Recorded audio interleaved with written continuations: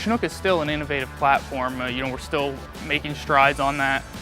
We're looking at new manufacturing technologies in this respect. We're looking at a lot of other available areas to get us to the next 50 years of flight and show that we're moving forward in that direction.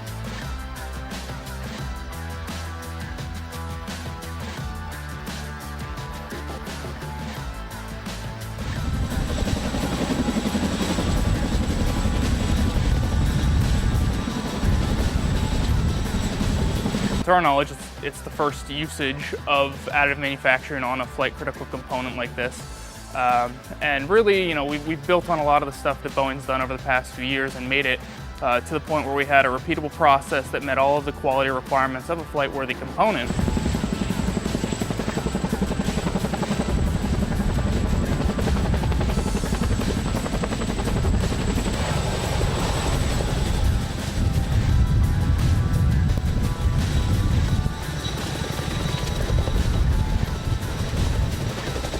It just opens up a world of possibilities for what we can do as far as flexibility goes.